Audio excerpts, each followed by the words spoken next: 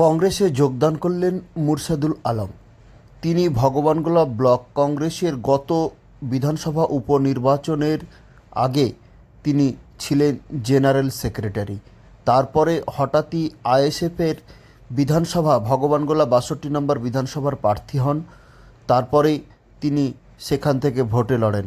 আবারও আগামী ২৬-এর ভোটের আগেই কংগ্রেসে যোগদান করলেন ভগবানগোলা ব্লক কংগ্রেস অফিস অর্থাৎ আব্দুস সাত্তার ভবনে এসে রাত্রি ৮:৩০ নাগাদ, এবং সেই ছবি ধরা পড়ে পাবলিক অ্যাপসের ক্যামেরায়। এই বিষয় প্রসঙ্গে তারা কি জানিয়েছেন বিস্তারিত শোনাবো আপনাদের। তো কিছু মনোমালিন্য ছিল, সেটা আমরা কমপ্লিটলি আমাদের মিটে গেছে।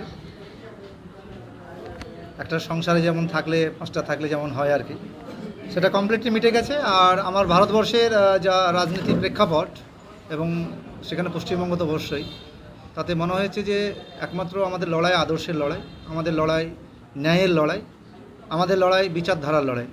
তাতে ভারতবর্ষকে ধর্মনিরপেক্ষ গণতন্ত্র রূপে প্রতিষ্ঠায় একমাত্র দল করতে পারে, সেটা হচ্ছে জাতীয় কংগ্রেস।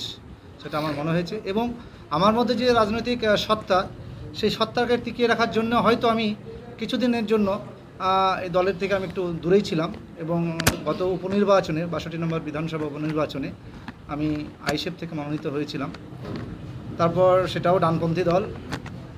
পরে আমার মনে হয়েছে যে না, গোটা দেশ আদর্শের বিচারধারার ন্যায়ের জন্য জাতীয় কংগ্রেস করার প্রয়োজন রয়েছে প্রত্যেকটা মানুষকে। কারণ একটি মাত্র দল যেখানে প্রত্যেকটা মানুষের অস্তিত্বকে এবং প্রত্যেকটা মানুষের স্বাধীনতাকে এবং প্রত্যেকটা মানুষকে সুস্থভাবে বেঁচে থাকার যে অঙ্গীকার, সেটা একমাত্র দল দিতে পারে, সেটা হচ্ছে জাতীয় কংগ্রেস। কতজনকে নিয়ে আজকে আবার নতুনভাবে যোগদান করলেন? অ্যাকচুয়ালি সংখ্যার বিচার তো বলা যায় না, সংখ্যার হিসাব দিয়ে সব কিছু হয় না।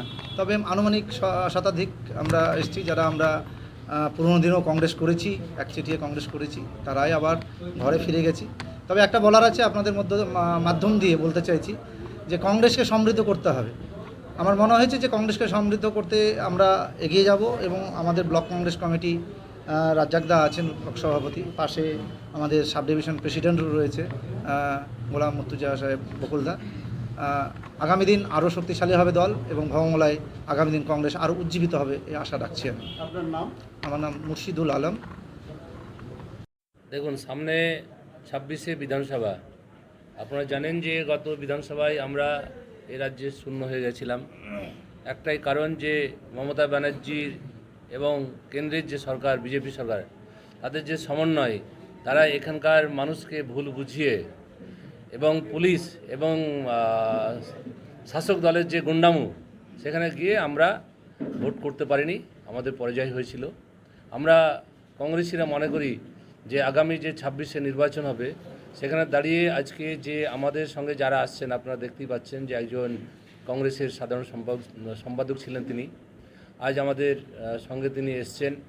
আমরা আরও যারা কংগ্রেস করত, তৃণমূল করত, তাদের কাছে আমরা বার্তা পাঠিয়েছি যে আজকে শাসক দলের যে দুর্নীতি, আপনার এটা দুর্নীতিটা বলতে খারাপ লাগছে যে তাদের নেত্রীও গত ২৭ তারিখে যে মিটিং করলো, সেখানে তারা আইসিডিএস থেকে আরম্ভ করে প্রত্যেকটা যে রিক্রুটমেন্ট হয়েছে ওদের যে ডিপার্টমেন্টগুলোতে, প্রত্যেকটা বিষয়ে তারা যে কাটমানি খাচ্ছে, টাকা নিচ্ছে, সেটা একদম পুরো জনসমক্ষে সেটা বহিঃপ্রকাশ হয়ে গেছে। সার্বিক কারণে মানুষ চাইছে না পুলিশকে দিয়ে, এবং তাদের এক শ্রেণীর যারা গুন্ডা, যারা মাফিয়া, যারা ডন, যারা মাটি পাচার করে, যারা বালি পাচার করছে, গরু পাচার করছে, তাদেরকে সামনে রেখে ওরা করছে। সেটা বেশি দিন সময় নেবে না, মানুষ সেটাকে নিতে চাইছে না। তা আমরা মনে করি আজকে যে আপনি দেখতেই পাচ্ছেন যে ১০০ জন লোক আসা মানে তাদের বাড়িতে আরও ৪জন ৫জন আছে, ৫০০ জন চলে আসা, এরকমভাবে প্রত্যেকটা অঞ্চলে আমাদের সঙ্গে মানুষ আসার জন্য তৈরি হয়ে আছে, এবং মানুষকে তারা এখনও ভয় দেখাচ্ছেন আর কি। আমরা গেলে বলছেন যে আপনারা কাজ করুন, আমরা আছি। তা আমরা আশা করব আমাদের সামনে যে নির্বাচন ২৬শে, সেখানে দাঁড়িয়ে আমাদের জিত এবার নিশ্চিত হবে। আমাদের গত নির্বাচন যেটা উপনির্বাচন হয়ে গেল এবং লোকসভা হয়ে গেল, সেখানে আমরা সীমিত ভোটে আমরা হেরেছিলাম। আপনারা জানেন যে গত বিধানসভায় আমরা ২১-এর বিধানসভায় ১,০৬,০০০ ভোটে হেরেছিলাম।